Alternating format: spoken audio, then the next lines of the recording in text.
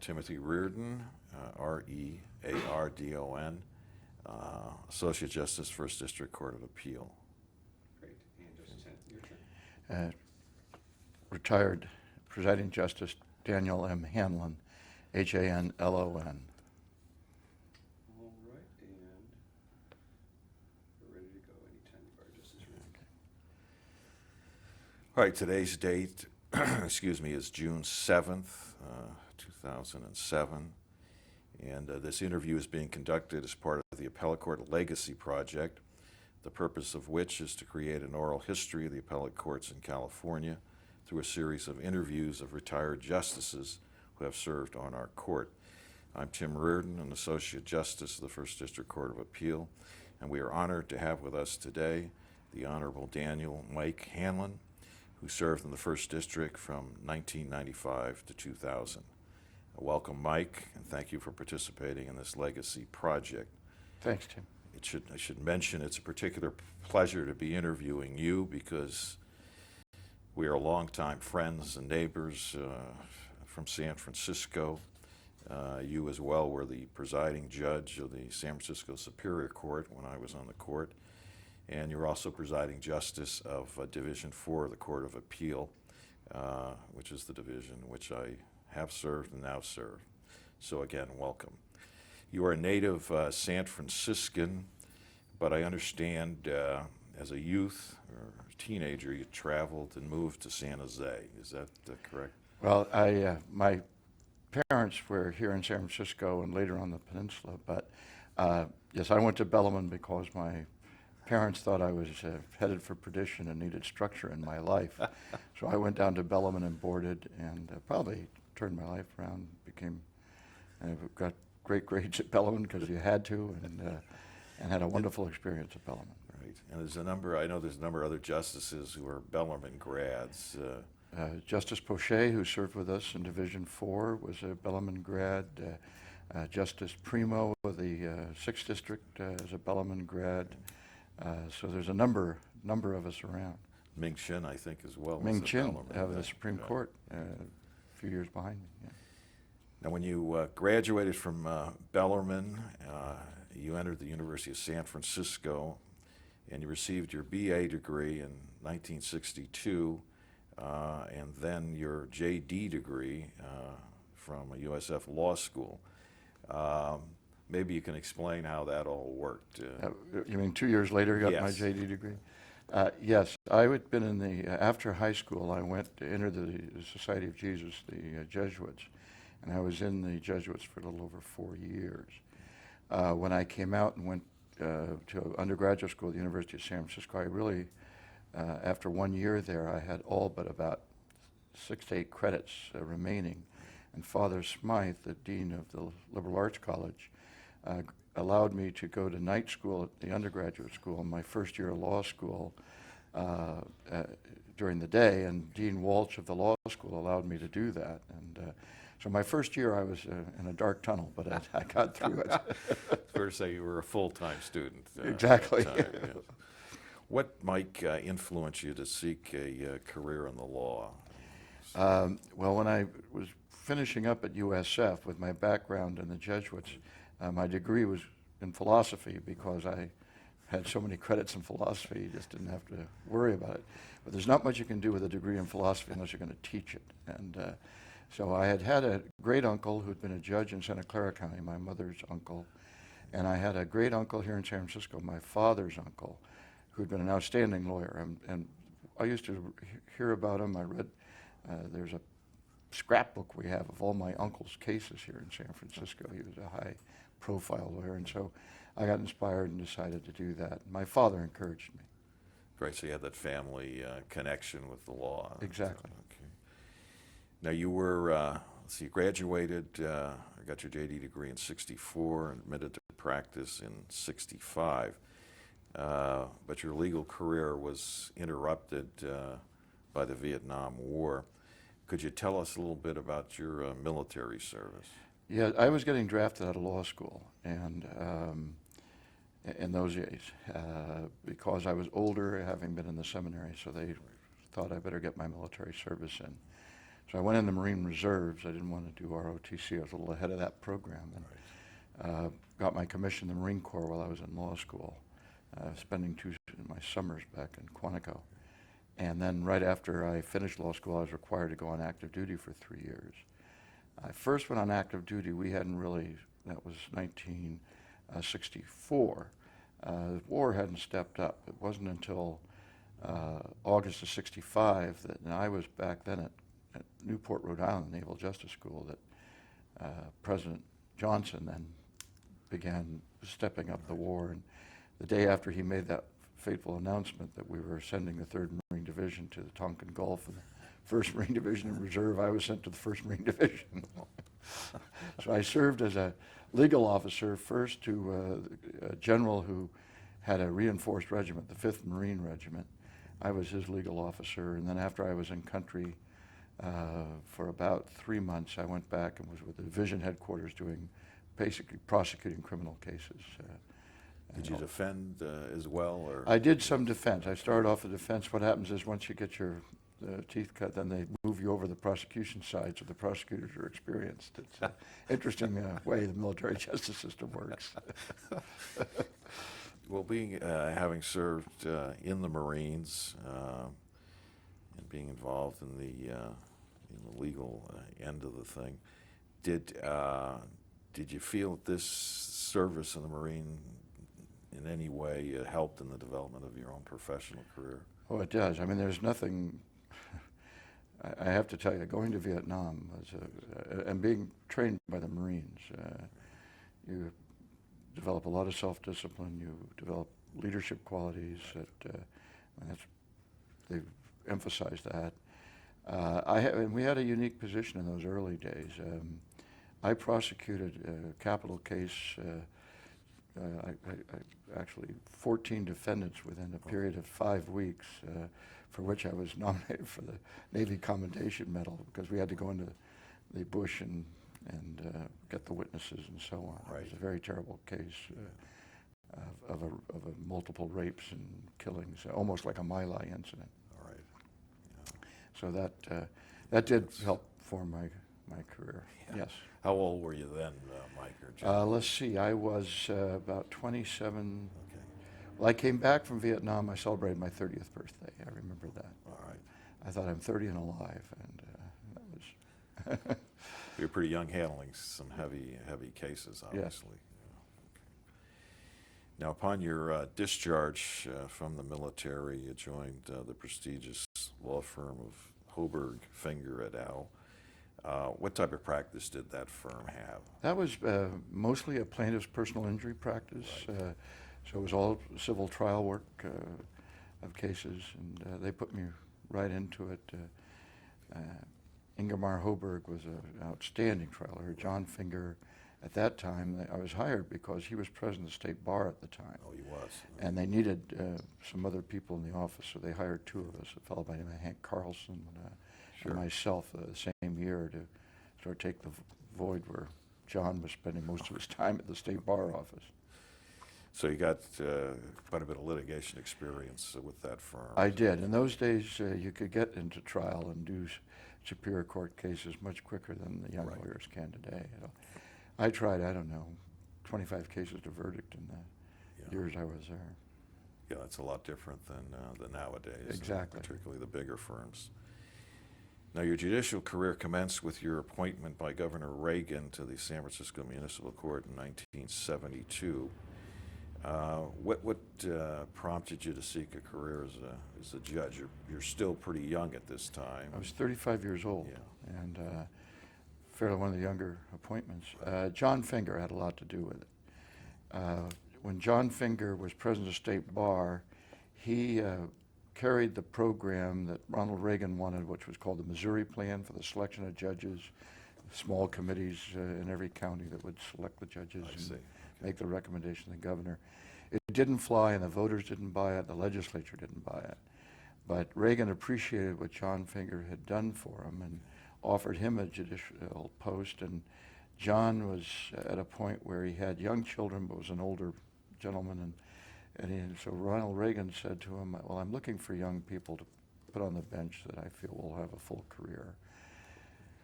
So, and this is an interesting story. I don't know, it'd probably be cut on the cutting room floor. Not but, at all. we used to play liar's dice from time to time in a bar downstairs called Al Pollock's Main Stand, which was below our law office I on remember Market Al Street. Pollock's place, sure. And so one night I lost a huge dice game, and we were playing longshoreman's dice. I think there were 7 of us involved, and I had this huge bill. And John Finger said to me after that game, he says, "You know, you're a very bad liar." But he said, "You might make a good judge. Why don't you see me in the morning?" So that was in like April or May of 1972. And so we had a discussion, and he said, "Let me tell you, the brass ring only comes around once." And he says, "I can put your name into the governor and see what happens." In those days, by the way, there was no Jenny Commission. He was using the Missouri plan of his own making. see. And Ira Brown was the chair of the committee here, Judge Ira Brown, in those years. So one day I got a call from Judge Brown to come out to his chambers. I thought, I did a lot of law in motion. I was trying to think of what I had done wrong. And Brown brings me out. I sit down, and he says, "Why do you want to leave the Hoburg firm?" I said, "I don't want to leave the Hoburg firm." He said, "Well, then why'd you apply for a judgeship?" I said, "Well," so, that was Brown's take on Yes, things, yeah. So anyway, then we had the explanation, and by September I was appointed. And the governor at that time was Jerry Brown. No, Ronald Reagan. Excuse me, when I Ronald went, Reagan, right. And you served on the Muni Court from 72 to 78. Right, And, February '78. Right. Did you find that to be a good experience? It is a good experience. I became as you and I have talked about this, I always thought that it was a great preparation for Superior Court, that if more judges served a couple of years or a year in the municipal court and went to the Superior Court, they had a huge understanding of people and what goes on, and Right. helps you make sure you have your temperament in line. And I always believed in that all the way through. Yeah, I happen to agree with you on that. And Mike, moving to Jerry Brown, that was in 1978 then, as you got elevated to the Superior Court. Yes. I took Judge Joe Karish's place Sure. in the Superior Court. He went up, drove his resignation or his request for retirement the day before his 70th birthday. In those days, when you didn't retire by your 70th birthday, you had that big financial slap. And That's right. he had young children, so he drove it up. And it was interesting because here I am, a Republican appointed by by Ronald Reagan, and there's not any names. Now there's a Jenny Commission. I had been through the Jenny Commission, but not many other folks from the Democrats' Right. side had. Right. And so when Tony Klein was the appointment secretary, and he'll tell the story. He told the story, I think, at my confirmation I hearing. think he did. That he was not in favor of this guy. Put me at the bottom of the pack. And Jerry Brown pulled it out, and he says, "Is this the guy I was in the seminary with?" And Klein says, "Well, let me look." He says, "Yeah, it was." And he appointed me. And as a matter of fact, on my commission by Jerry Brown, when we were in the Jesuits, he was in the seminary year behind me. And you had to put at the top of your paper, as you recall, the letters AMDG, That's correct. Ad Majorem Dei Gloriam. Well, I have AMDG on the bottom of my commission put there by the I governor. was going to ask you to tell that story. That's a good one. You served, according to my count, about 17 years on the Superior Court, and during that time, obviously, you handled a lot of different assignments. I think I know which one you may have enjoyed the most, but let me ask you that. You had many assignments. Were there some favorites? Yes, when I had been in criminal Superior Court for almost 5 years, I think, when there was a lot going on at the juvenile court. And Ira Brown asked me to go out and be the supervising judge of juvenile court. I didn't know much about it, but I went out there and it got my interest. I have 3 children. Realized what some of the problems were and got into it. That time the law was just changing on the dependency statutes, and the states had to rev up to keep federal funds coming in for AFDC. So I got into it, and I really enjoyed it. I think if there was a contribution, I hope that it was the work I put in out at the juvenile court, getting children into straightened out. We had grants coming in, help get education. We did a GED program, which because so many of our kids weren't going to graduate from high school, so we put a GED program in at Log Cabin Ranch. We sort of beefed up the program at Log Cabin Ranch, made it put a vocational programs in there, counselors in there, and we even had employment specialists to look for jobs to place these kids. And so it was a very satisfying job. No, I think it's well documented that you did a tremendous job up at Juvenile Hall and being the supervising judge of the juvenile court. And I know you take some pride, and I also know that you enjoyed your service out there. I did, yes. It was also convenient because I think you lived a few Yeah, blocks I could away. walk to work, but I didn't want the kids to follow me home.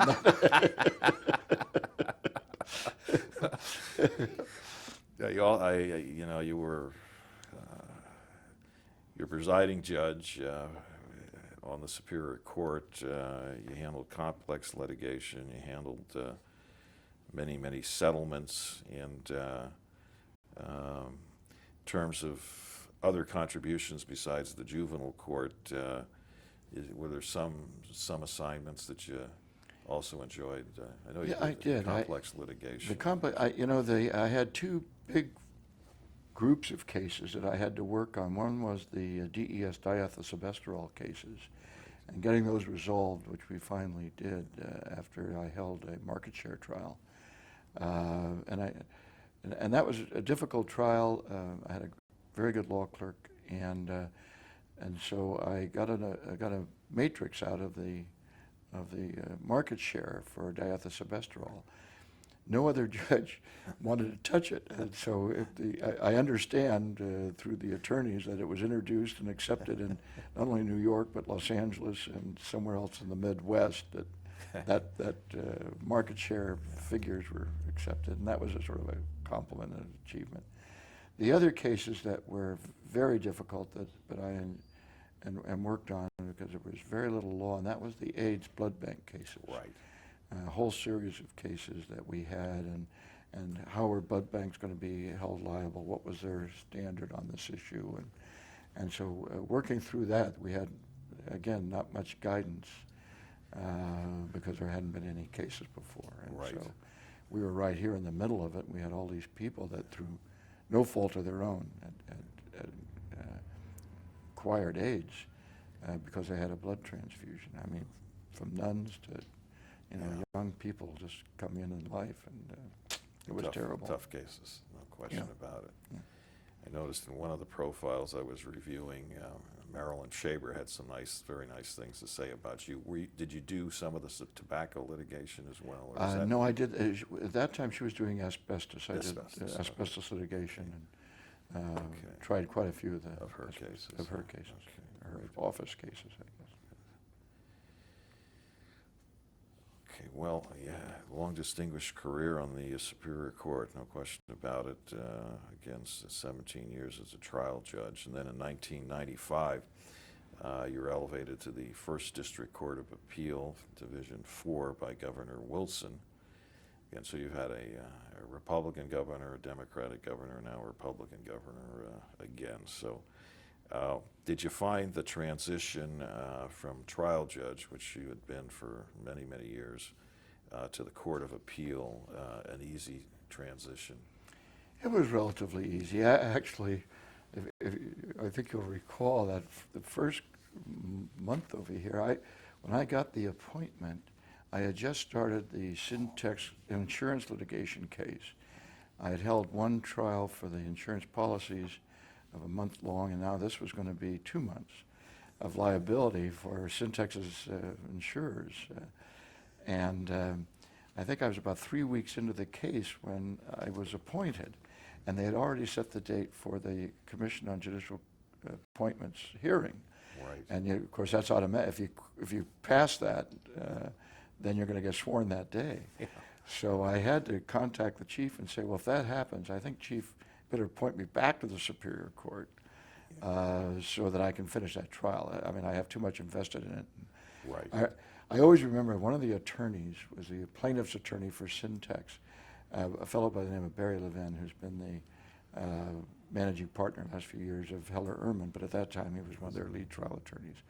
And that Monday morning I called them in, and they obviously had read it in the paper, either the legal paper or the Chronicle. And I said I'd been appointed, and I could look in his eyes, and he thought, I hope he just doesn't say, there's a mistrial and I'll see you guys later. But I didn't. So the chief appointed me back, and of course, our presiding justice here in Division 4 was Carl Anderson, who kept things moving. So I tried that case from 8:30 in the morning to 1:30, and then I took a quick lunch, and I came over to the Court of Appeal from 2 to 6 and worked on the cases that Anderson wanted to have done by the end of the month. No, I remember that very, very well. And yeah, Justice Anderson, who's a man, a very efficient type person. Exactly. Kept you busy, certainly here as well as the Superior Court with the trial going on. So now, when you mentioned Anderson, when Justice Anderson retired, then you were elevated to the position of presiding justice of Division 4, Yes. in which you served until your retirement in 2000. And you had been a presiding judge in the trial courts, so I assume it was kind of an easy transition to the. Yeah, and this was, as you know, this is a wonderful division, and the makeup of our personnel then, Justice McGinnis had been appointed to take Carl Anderson's place, and there was Justice Boucher and you and me and Justice McGinnis. It was a good group. It was a good group. That's Yeah. right. Mike, when you eventually did retire. December 31st, 2000. And before we get to what you're doing in retirement, just our research discloses that you authored approximately 60 published opinions.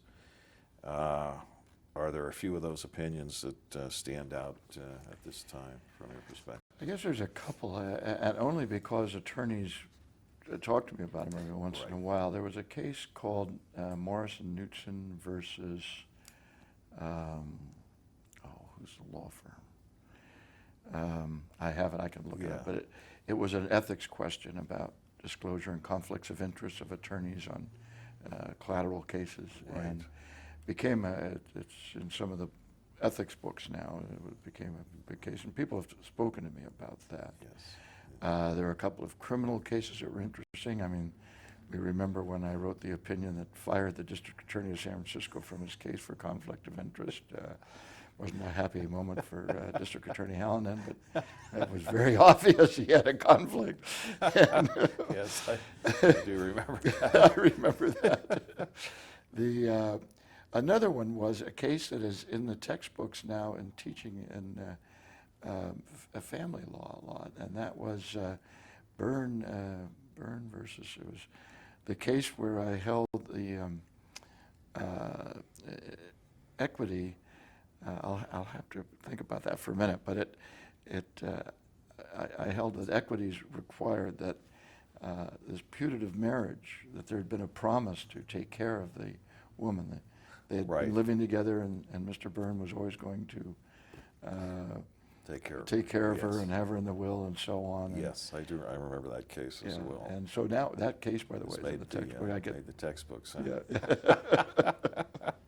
Equitable estoppel.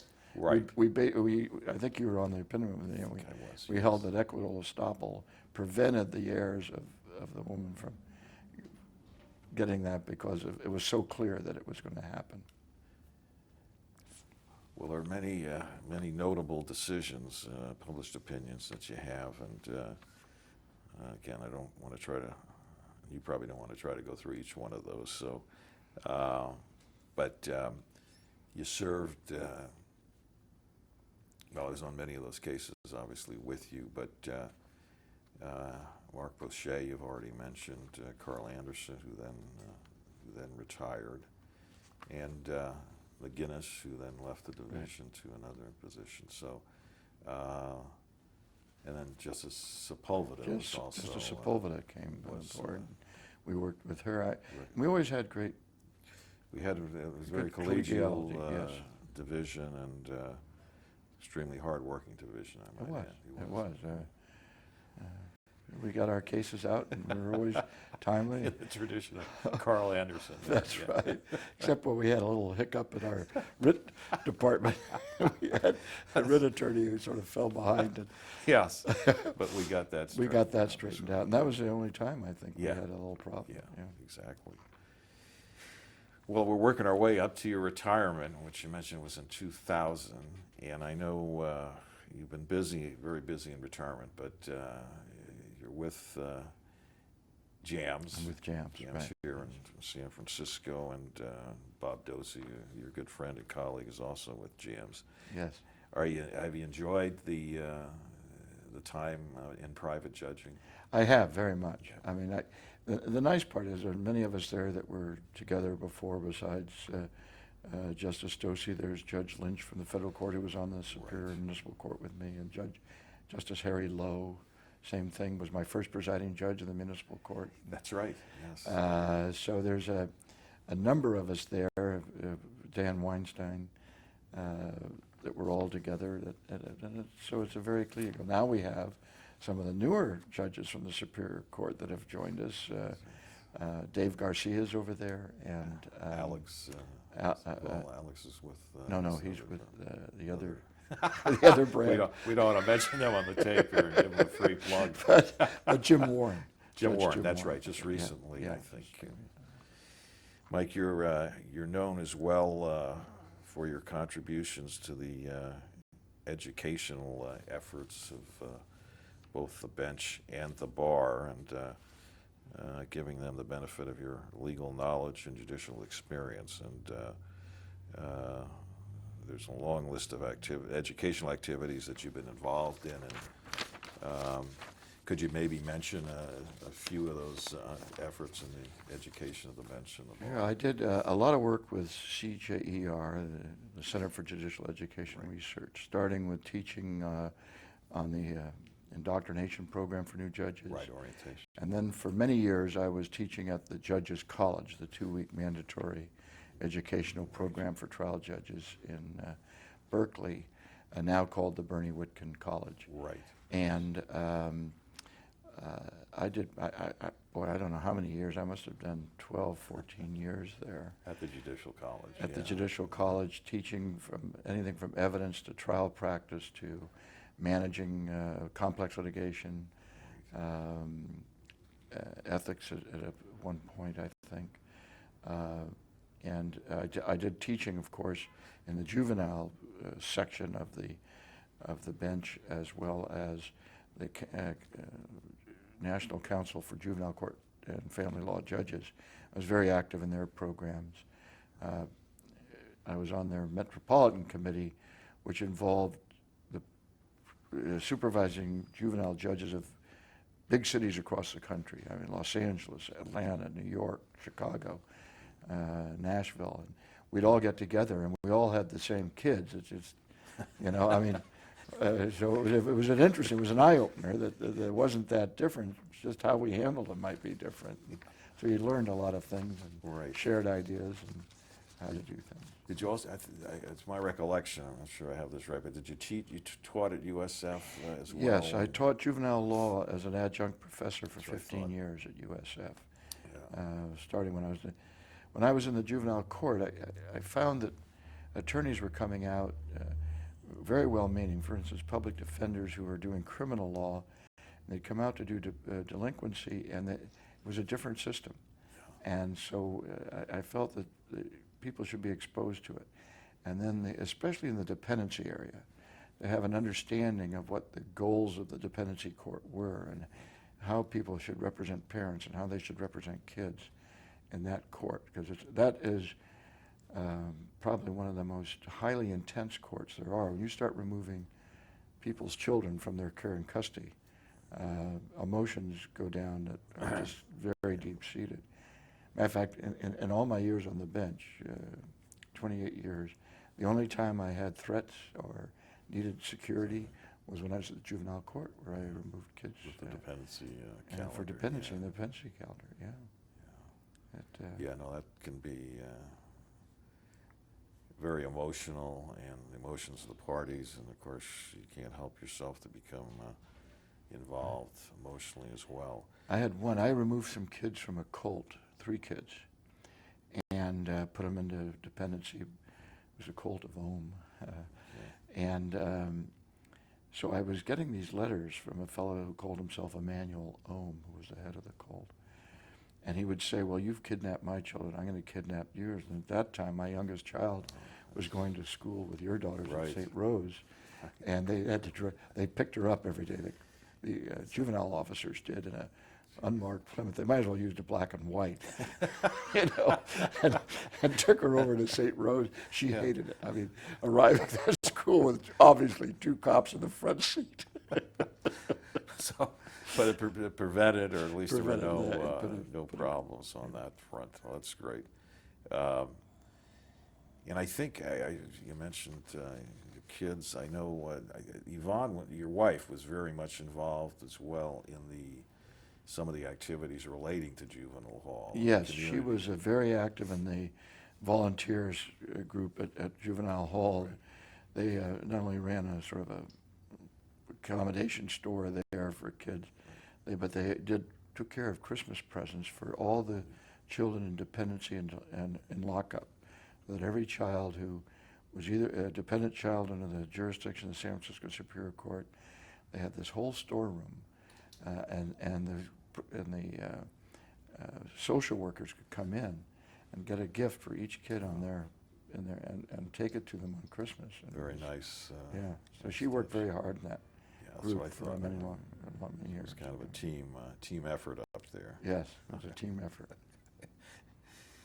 Mike, in recognition of your judicial experience, both as a trial judge and appellate court judge, you were, as a member of this court, appointed to the Commission on Judicial Performance, which in itself is a real honor. Could you tell us a little bit about that experience? I don't necessarily mean each case or any of that, but just how the process that... Yeah, that was very interesting. I mean, you're right. It was an honor. I served 2 years as a member of the commission, and then 2 years as its chair. And this was the new commission. That is, when I say the new commission, the commission that the legislature had changed. One time it had been a majority of judges with a couple of attorneys appointed. This commission was only 3 judges, and then 6 public members appointed. Let's see, 2 by the governor, 2 by the Speaker of the House and Speaker of the Assembly, and 2 by the Senate Pro Tem. That's 2, 4, 6, and then there were 2 attorneys appointed also by the chief. And the appointment is made of the judges by the Supreme Court, not just by the chief, but the Supreme Court votes on the appointments. Okay. And it was very interesting. I had a wonderful group on that commission. Most of them got it, what we were about. And what we were about is not nitpicking or, Right. Worrying about chicken stuff. Yeah. But we had some serious cases.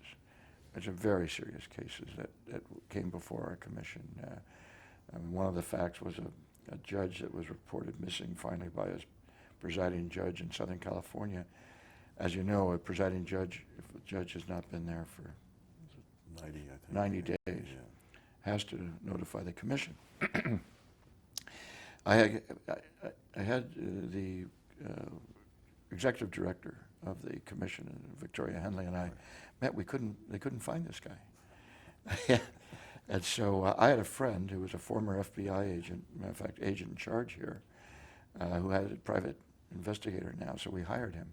He found him going to medical school in the Bahamas and drawing his salary, a monthly salary as a Superior Court judge. I mean, it was just bizarre. And we had some other cases. But I remember about that one, the one you've just described, and I think that particular judge is the same ethnic background as you and I. If I'm not Exactly. mistaken. That's right, Yes. yes. Yeah. But that was certainly a strange I mean, case. just, and some of the people were very humbled by the experience. You know, it was very humbling for them Right. to come before the commission, and it was daunting. But the process, overall, I'm very confident the process works. We had dedicated investigators, most of whom are attorneys. Their reports, I always thought, were pretty well balanced and fair. The commission, it was interesting, by the time I left the commission, even though there were only 3 judges, there were also 3 active judicial officers' wives on the commission. Oh, I didn't know that. So it came basically the judges a majority. Something they tried to avoid. Yeah. But Back it to was very interesting. Yeah. Yeah, we had Justice Louis' wife and Judge Reinhardt from the Ninth Circuit's That's wife. right. And I do remember that. and a judge from the Los Angeles Superior Court's wife. So it was very interesting. Yeah. But you think you're happy with, happy's not the best word, but you're confident that it worked out. It did. There was one case, I mean, that it was always troublesome. Myself and fellow Commissioner Michael Kahn, who's a lawyer, was Yes. one of the lawyer members, along with Michael Farrell, wrote the only dissent that's been written to a holding, and that was a case of a judge in the Valley who had sexually accosted his bailiff. And the majority of the commission voted just to give him a reprimand. Right.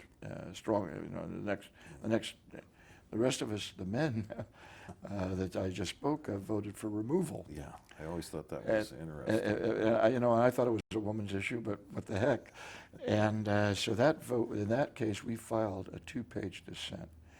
And I guess I'm smiling a little bit because in later years it turned out we were right. We offended and then resigned. Yeah.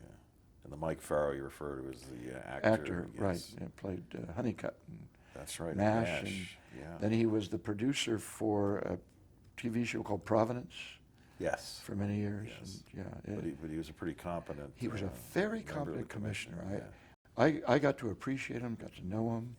I know he has some causes that some people, you know, think but they're serious causes, and he does a very good job. And but on the commission, he understood what we were about, what should be happening. And Right. it was very good, very good. Yeah. Well, Mike, you've served the judiciary for 28 years. I take it you have no regrets having been on the bench that many years. I have no regrets. It was just seemed to me as a time to move on.